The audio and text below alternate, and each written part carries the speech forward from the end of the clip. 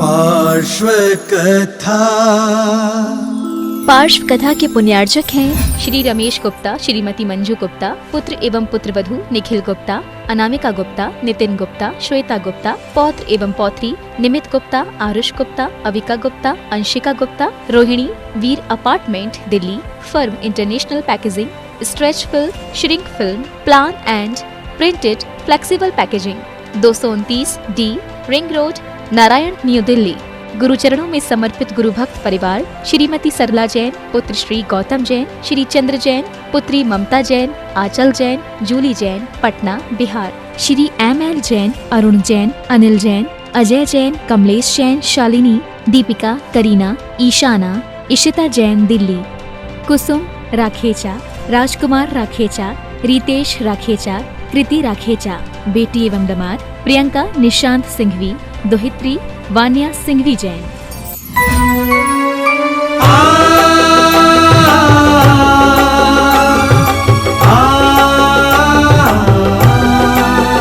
श्री पार्श्वनाथ की कथा लौकिक सुनेंगे हम सब प्राणी। हम योग प्रणेता के श्री मुख से खिरेगी वाणी। हम योग प्रणेता के श्री मुख से खिरेगी वाणी। बाल ब्रह्मचारी बन जिसने वेश दिगंबर धारा। बाल ब्रह्मचारी बन जिसने वेश दिगंबर धारा। जिनके तप संयम के आगे दुष्ट कमठ भी हारा। ऐसी अद्भुत दिव्य कथा सुन अचरज में सब ज्ञानी। जिन वाणी चैनल पर फिर से सुनेंगे पार्श्व कहानी। हम योग प्रणेता के श्री मुख से खिरेगी वाणी। श्री पार्श्वनाथ की कथा लौकिक सुनेंगे हम सब प्राणी। हम योग प्रणेता के श्री मुख से खिरेगी वाणी। श्री मुख से खिरेगी वाणी। आओ श्रवण करें पार्श्व कथा। आचार्य गुरुवर श्री विद्यासागर जी महाराज की। मोह महात्म दलन दिन तप लक्ष्मी भरतार। ते पारस परमेश मुझ हो सुमति दातार। वामानंदन कल्पतरु जयो जगत हितकार। मुनिजन जाकी आश करी जांचे शिव फल सार। जांचे शिव फल सार। भगवान पार्श्वनाथ की यह कथा बहुत दिनों से समव शरण के बीच में चल रही थी। समव शरण का जो वर्णन आपने 12 सभाओं के रूप में देखा, समव शरण की जो रचना आपको बताई गई और श्री मंडप भूमि में जहाँ भगवान पार्श्वनाथ अष्ट प्रातिहार्यों के साथ सुशोभित हो रहे हैं, हम सब वहीं पर हैं। अभी भगवान के समव शरण के लगने पर ही लोगों में ऐसा आनंद आया, ऐसा उत्साह आया कि दुनिया भर से लोग भगवान के समौ शरण में बैठने के लिए आए। 10 दिनों में वह भगवान के समौ शरण में बैठ कर के उपदेश सुने, अनेक तरह से धर्म का व्याख्यान सुने। समौ शरण में बैठे हुए लोग न केवल भारत के थे, विदेशों से भी आए। जर्मनी से आए, कुवैत से आए, दुबई से आए, अनेक अनेक जगहों से लोग आए और वह सभी समौ शरण में अपने अपने भावना के अनुसार बैठे, पधारे। पधारे जानते हो? 2 तरह से पधारा जाता है। जब आना होता है तब भी पधारना कहा जाता है, पधारो जी, ये मारवाड़ी लोग जानते हैं। और जब जाते हैं तब भी कहते हैं पधारो जी। एक आदर की भाषा है। आते हुए भी पधारने के लिए कहा जाता है, पधारो जी, आए, स्वागत है। और जब आप जा रहे हैं तो भी पधारो जी। तो लोग दोनों तरह से पधारे। आपके लिए ये बीच में समौ शरण के समय पर एक अलग ही आनंद था, और उस आनंद को बराबर बनाए रखना उन लोगों का कर्तव्य होता है जिस शहर में, जिस नगर में यह समौ शरण लगा होता है। समौ शरण की यह विशेषता होती है कि समौ शरण में लोग प्रतिदिन आते हैं, भगवान का दर्शन करते हैं, पूजन करते हैं, स्तुति करते हैं, और एक आनंद आने लग जाता है उन्हें केवल भगवान के दर्शन में और स्तुति करने में। यह भी एक अद्भुत आनंद होता है। भगवान बोले तो भी अच्छा, न बोले तो भी अच्छा, लेकिन भव्य जीवों के मन में यह भी एक बहुत बड़ा भाव होता है कि मैं समौ शरण में गया था, मैंने भगवान को साक्षात देखा था। अपनी आंखें तृप्त कर करके भगवान का जो दर्शन करते हैं, उससे जो भव्य जीवों को आनंद मिलता है, वो आनंद दुनिया में किसी पैसा से नहीं मिल सकता, किसी धन से नहीं मिल सकता। और ऐसा आनंद पाने के लिए अगर वह समौ शरण अपने ही निकट हो तो कभी भी भव्य जीव वहां आना छोड़ते नहीं। यूं नहीं कहते भगवान हम आते आते थक गए, बहुत दिन हो गए, ऐसा कभी भव्य जीवों के मन में नहीं आता।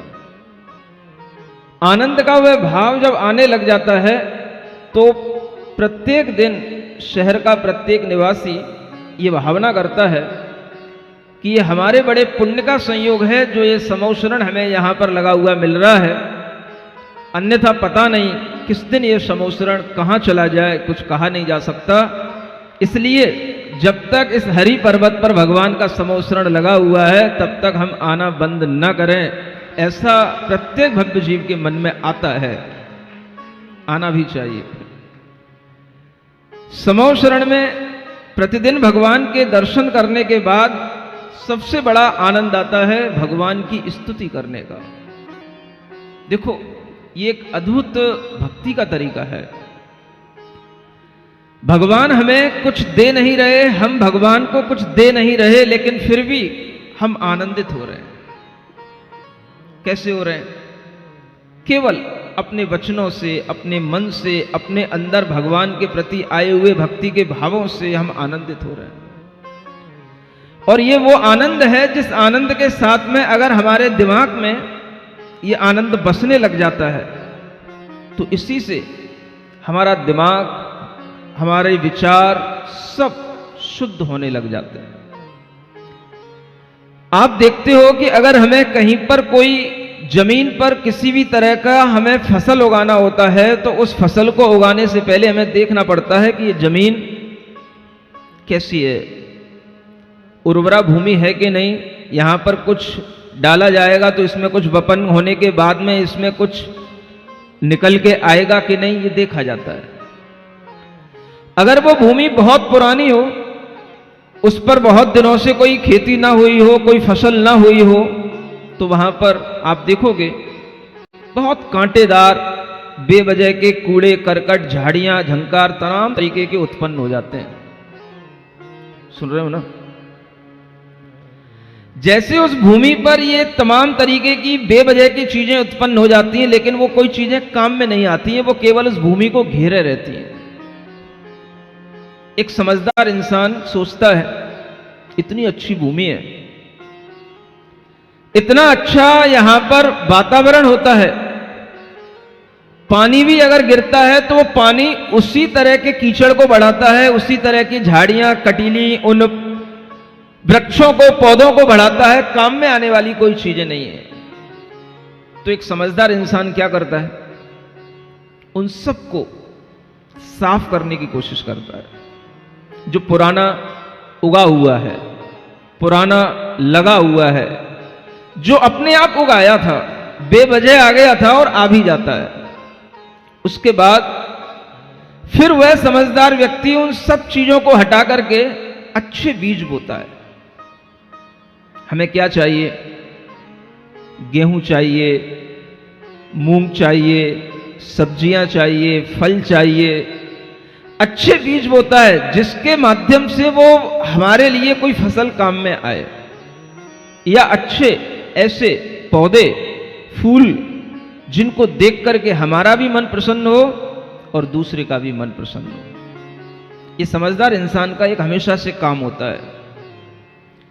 क्या हम ऐसी समझदारी अपने साथ भी कर पाते हैं? अपने साथ कैसे करें?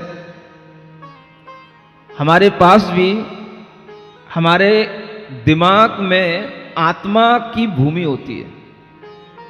कौन सी भूमि? आत्मा की भूमि।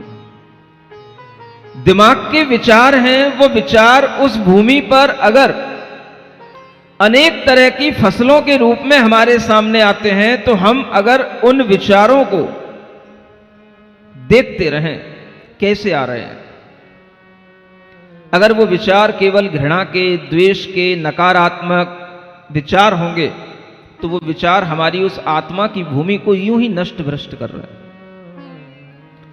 वो एक बेवजह की हमारे अंदर एक खरपतवार पैदा हो रही है और उससे हमें कुछ भी फायदा नहीं हो रहा है।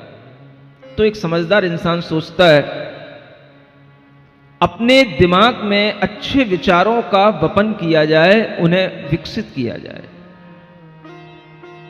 तरह तरह के यूजलेस थॉट्स, तरह तरह के डिस्टर्बिंग थॉट्स, तरह तरह के हार्मफुल थॉट्स, ये जो हमारे माइंड के अंदर आते रहते हैं और हमारी आत्मा की भूमि को एक तरह से कर्म के बंध से बांध करके हमें केवल पाप का बंध कराते हैं। जब एक समझदार इंसान ये सोचता है कि जैसे बाहर एक अच्छी फसल उगाई जाती है, अच्छी चीजों को कल्टीवेट किया जाता है, नर्चर किया जाता है, उसी तरह से हम भी अपने दिमाग में, अपनी आत्मा में अच्छी फसल उगाएं, गुणों की।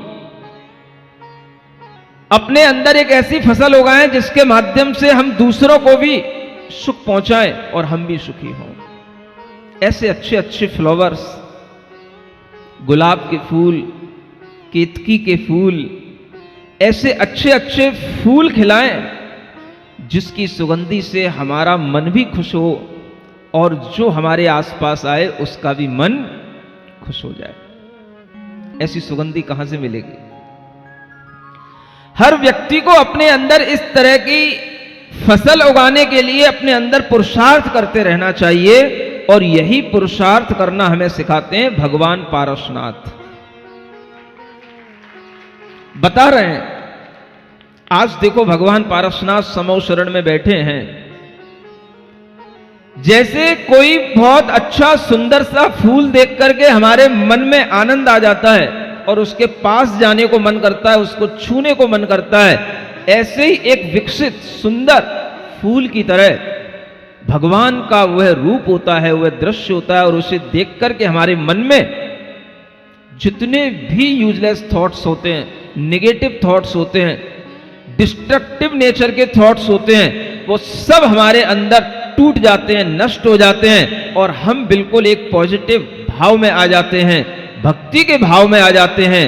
और उस फूल के साथ जब हम अपना एकत्व स्थापित करते हैं तो उसी से हमारे अंदर भी वैसे ही भाव आने लग जाते हैं जैसे भाव भगवान के अंदर हैं। ये हमें फसल परिवर्तित करने के लिए, एक अच्छी फसल उगाने के लिए, एक अच्छा पौधा अपने अंदर खिलाने के लिए, अपने अंदर अच्छे प्रेम के, सद्भाव के, करुणा के, दया के, समभाव के फूल खिलाने के लिए हमें इस तरह की विचारों में अपनी हमेशा नर्चरिंग करते रहना चाहिए। और इस तरह से यदि हम करते रहेंगे तो हम भी भगवान पारसनाथ को समझ सकेंगे। और जो लोग समझते हैं तो उनके अंदर अपने आप भक्ति का भाव आने लग जाता है। इसी का नाम है भक्ति भाव। भक्ति का मतलब हम आपके भावों से भींग गए हैं और हम आप में एक मेक होकर के ऐसा महसूस कर रहे हैं कि भगवान जैसे आप हैं वैसा ही मैं हो जाऊं। ये भाव आने का नाम ही है भक्ति का भाव। और ऐसा भाव भव्य जीव के अंदर आए बिना रहता नहीं। असंख्यात जीव बैठे होते हैं, सब जीव यही भाव कर रहे होते हैं। एक फूल को देखने के लिए असंख्यात जीव सामने बैठे हैं, उसकी सुगंधी का पान कर रहे हैं, उनके दर्शन का लाभ ले रहे हैं और वह फूल के अंदर कोई कमी नहीं आ रही है, वो उसी तरह से खिल रहा है जैसे खिला हुआ था। सुन रहे हो? बोलो तो। जो खिलाने वाला है वो हमेशा खिलता रहता है। खिलने वाला कभी मुरझा सकता है लेकिन खिलाने वाला कभी भी मुरझा नहीं सकता। भगवान पारसनाथ जिस एनर्जी के साथ बैठे हैं, उनके समव शरण में उपदेश देने के लिए उनके गढ़धर भी जिस एनर्जी के साथ बैठे हैं, उनकी वो एनर्जी कभी कम नहीं होती है। कल भी वही थी, परसों भी वही थी, उससे 4 दिन पहले भी वही थी, 10 दिन पहले भी वही थी और आज भी वही है। सुनने वालों की मूड डाइवर्ट हो सकते हैं। सुनने वालों में ऐसा लग सकता है कि भाई अब चलो थोड़ा सा कहीं और घुमाएं, कहीं बाहर घुमाएं। चले जाओ बाहर, क्या मिलेगा बाहर? समव शरण के बाहर निकलोगे, श्री मंडप भूमि से बाहर निकलोगे तो बस वही देवियों के नाच गान दिखेंगे, अच्छे अच्छी उपवन भूमि दिखेंगी, बड़े बड़े वृक्ष दिखेंगे, उनके छांव में बैठे रहना, वहां पर थोड़ी सी फोटो खिंचा लेना, थोड़ी सी अपनी सेल्फी बना लेना और फिर थक करके फिर समव शरण में ही आ जाना। और कहां जाओगे? अगर 1-2 दिन बाहर भी घुमाए तो कोई बात नहीं, लेकिन आना तो वही है। कहां पर? जहां पर वास्तव में हमें महसूस होता है कि हमें भी इन्हीं की तरह खिलना सीखना है, जो हमेशा खिलते रहते हैं। ऐसी कौन सी एनर्जी भगवान के अंदर है? ऐसी कौन सी एनर्जी भगवान के गढ़धर परमेष्ठी के पास होती है? ऐसी कौन सी एनर्जी भगवान के उपदेशों में होती है जो कभी भी उसमें कमी नहीं आती? सुनने वाले बदलते रहते हैं लेकिन बोलने वाला एक ही बना रहता है अनेक दिनों तक। विचार किया करो, सोचा करो, और इस तरह का सोच विचार आएगा आपके अंदर तो अपने आप अनेक तरह के जो बेवजह के विचार आपको परेशान करते हैं, जो आपके लिए नींद नहीं आने देते, आपके लिए तरह तरह के दुख दर्द देते हैं, वो सब विचार आपके दूर होंगे और आपके मन में एक भाव आने लगेगा कि नहीं, भगवान की भक्ति से जो हमारे माइंड के अंदर अच्छे पॉजिटिव थॉट्स को जो हम कल्टीवेट करते हैं, उनकी जो हम नर्चरिंग करते हैं, उससे जो हमें भीतर से एक हैप्पीनेस, जॉय, लव, कंपैशन, इस तरीके की जो हमारे अंदर फीलिंग्स आती हैं, उससे जो हमारे अंदर जो एक आनंद आता है, वही आनंद हमारा वास्तविक आनंद होता है। और इस तरह के विचार अगर आपके अंदर आने लगेंगे तो आपको ये पारस कथा तब भी अच्छी लग रही थी, आज भी अच्छी लगेगी और आगे भी जब तक चलेगी तब तक अच्छी ही लगेगी। पढ़ते हैं पारस कथा को भगवान पारसनाथ की स्तुति के साथ। आज भी हम समूह शरण में बैठे और वहां पर जब ये उपदेश आदि का जब हम कार्य हो जाता है तो फिर नए दिन फिर स्तुति होती भगवान की। जब जब भगवान के साथ सामने इंद्र पहुंचेगा, जब जब भगवान के सामने गणधर परमेष्ठी पहुंचेंगे, जब जब नए नए श्रावक आएंगे, सब भगवान की स्तुति करेंगे और स्तुति करने के बाद फिर प्रार्थना करेंगे, प्रभु उपदेश दीजिए, कुछ सिखाइए। बहुत सारा उपदेश देना अभी भगवान के लिए सामने आ रहा है। अभी तो भगवान ने कुछ सुनाया ही नहीं। हमें अब आज से प्रारंभ करना है भगवान की स्तुति करना, और स्तुति के बाद में भगवान आज हमसे बोलना प्रारंभ करेंगे। अभी तक हमने जो 10 धर्मों का उपदेश सुना है वह तो केवल गणधर परमेष्ठी के मुख से सुना है। हमें अब भगवान पारसनाथ के मुख से कुछ सुनना है और उसके लिए हमें भगवान की स्तुति करना है। मंगल भवन अमंगल हारी पारसनाथ जगत हितकारी, सुख संपत सब ही घर आवे, पारस कथा भविक जो गावे। Page number 71। सब भूल गए होंगे। स्तुति प्रारंभ करते हैं भगवान की। प्रभु इस जग समरथ नहीं कोय, जापे यश वर्णन तुम होय, चार ज्ञान धारी मुनि थके, हमसे मंद कहा कर सके। यह उर जानत निश्चय कीन, जिन महिमा वर्णन हम कीन, पै तुम भक्ति करे बाचाल, किस वस होय गहु गुणमाल। जो कुछ भी हम अभी सुन रहे थे पिछले दिनों में, वह चार चार ज्ञान के धारी मुनि महाराज हे भगवान आपकी स्तुति के ही रूप में आपकी स्तुति कर रहे थे, वो कुछ सुना नहीं रहे थे।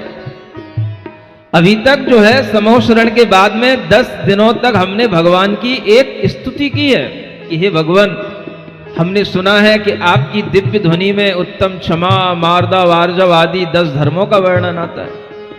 हमने सुना है कि आपकी दिव्य ध्वनि में तत्वों का उपदेश आता है।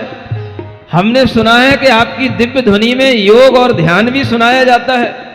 हमने सुना है कि आपकी दिव्य ध्वनि में अनेक प्रकार के प्रश्नों के उत्तर भी होते हैं।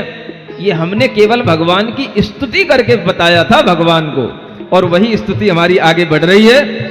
जय तीर्थंकर त्रिभुवन धनी, जग चंद्रोपम चूड़ामणि, जय जय परम धर्म दातार, परम कुलाचल सुभग सुहाग।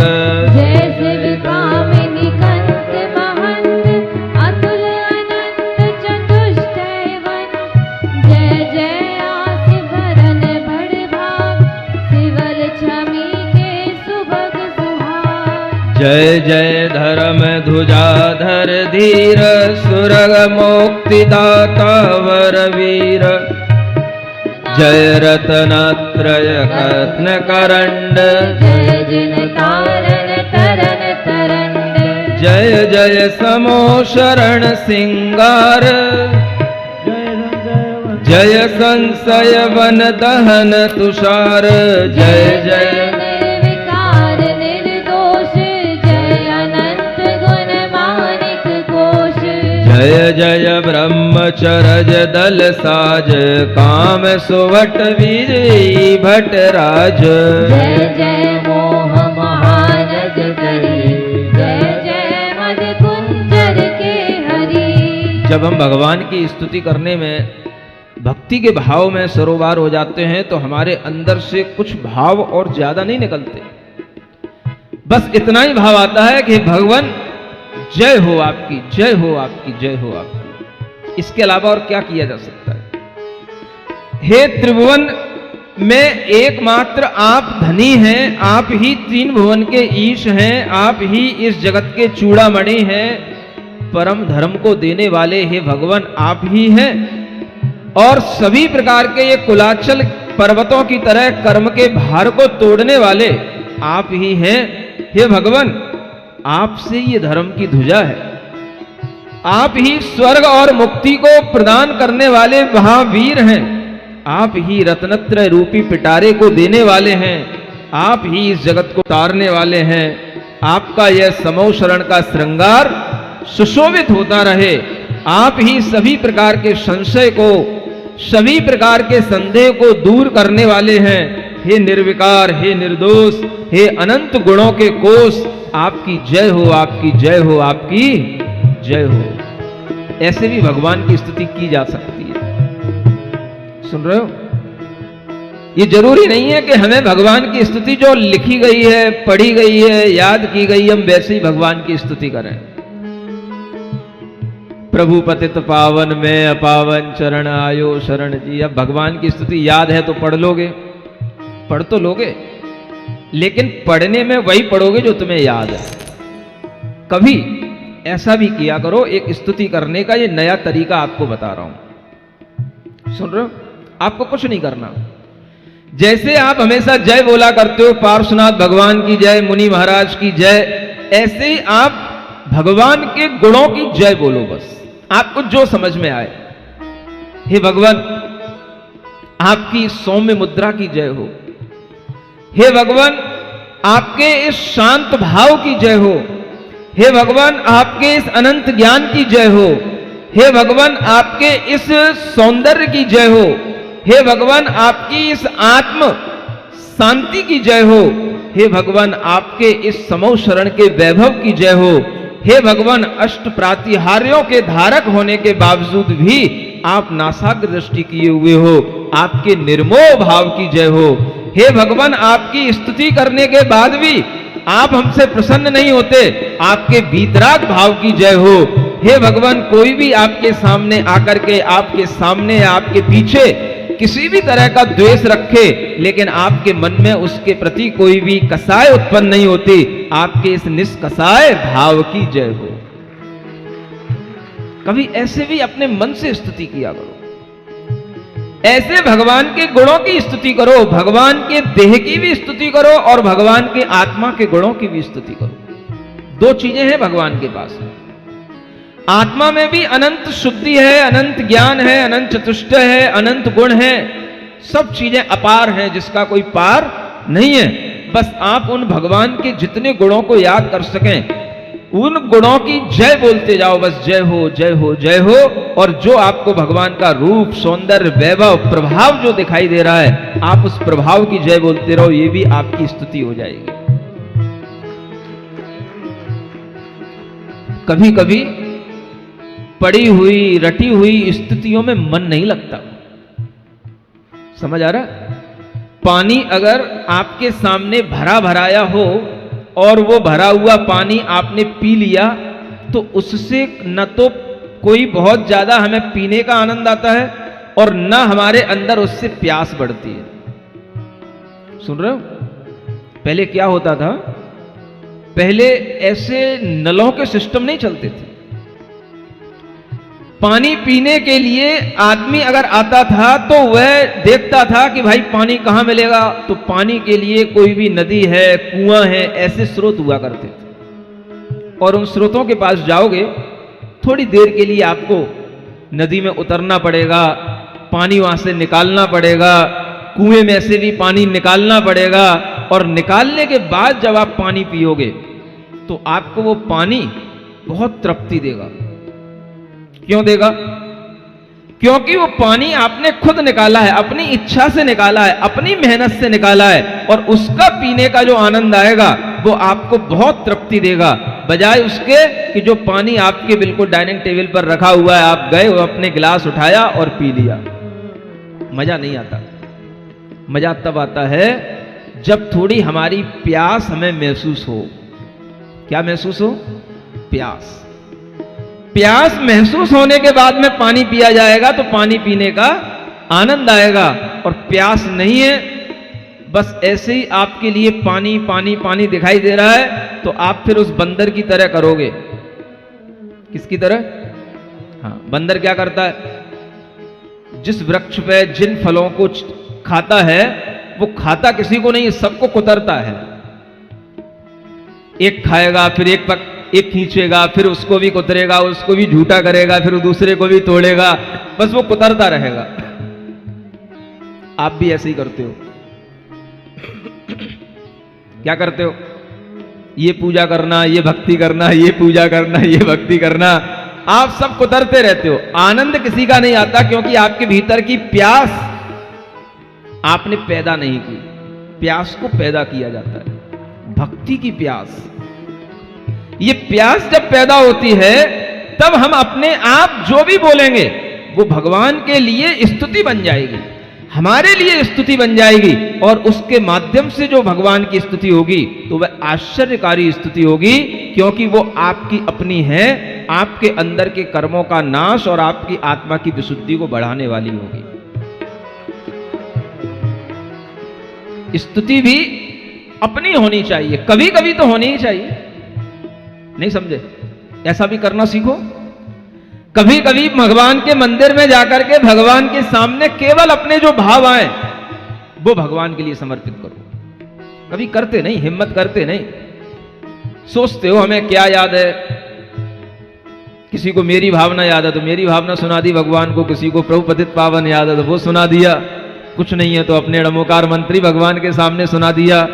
कभी अपने मन से भी भगवान की स्तुति करो, जो मन में आए वो करो। तुम आखिर भगवान को किस रूप में देखते हो, जानते हो? तुम्हारे लिए भगवान के प्रति कैसा भाव है, अपना भाव खुद निकालो। कौन मना कर रहा है? क्या डरते हो कुछ गलती हो जाएगी महाराज? क्या हो जाएगा? गलती हो जाएगी तो अपराध हो जाएगा, कोई सजा मिलेगी तुम्हें। ऐसी भक्ति का कोई पुण्य लगेगा कि नहीं लगेगा? ऐसे ही विचार आते होंगे। आज से ध्यान रखना, जो भक्ति आप अपनी करोगे सच्ची भक्ति वही कहलाएगी। जो आप अपनी बुद्धि से निकालोगे, अपने मन में जो तुम्हारे अंदर भगवान की जो धारणा बनी हुई है उससे जो तुम्हारे विचार निकलेंगे वो तुम्हारी सच्ची भक्ति होगी। और सच्ची भक्ति से जो पुण्य लगता है वो ऊपरी ओढ़ी हुई भक्ति से वो पुण्य का बंध नहीं होता है। सुन रहे हो? डरो नहीं। मैं देखता हूं जैन श्रावक भगवान के मंदिर में आने में न जाने कितना डरता है, कितने तरीके के अपने मन में डर लिए रहता है। और अगर कोई भी जो उसकी चीजें धारणा में बनी हुई हैं, अगर कहीं कुछ कमी रह गई, पूरी नहीं हो पाई, तो महाराज हमसे ऐसा हो गया, इसका पाप का बंध तो नहीं हो गया, इससे कैसे मुक्त हुआ जाएगा, ऐसा करने से कोई गलती तो नहीं हो गई। अरे भाई, भगवान के मंदिर में शुद्ध भावों से आओ, शुद्ध विचारों से आओ, और भगवान की भक्ति करते हुए अपना अंदर इतना निश्चल भाव रखो जैसे एक बच्चा मां के सामने कैसे भी बोलता है, मां को अच्छा लगता है। उसी तरह से आप बिल्कुल निश्चल भाव से भगवान की भक्ति करो। जो आपको आता है वो भगवान से कहो, वो भगवान के लिए प्रार्थना करो। जरूरी नहीं है कि हम रटी रटाई भक्तियां और रटी रटाई प्रार्थना ही करते रहें। सुनोगे? ये इसी तरीके की प्रार्थनाएं हैं। आपको कुछ नहीं आता है, बस भगवान को देखते रहो, हे भगवान आपकी जय हो, आपकी जय हो, आपकी जय हो, यही करते रहो। ये भी भक्ति आपके भोलेपन की भक्ति कहलाएगी। और भोलेपन की भक्ति से ही जो भोला होता है वही अपने अंदर शांति लाता है। भोले शंकर कहा जाता है ना।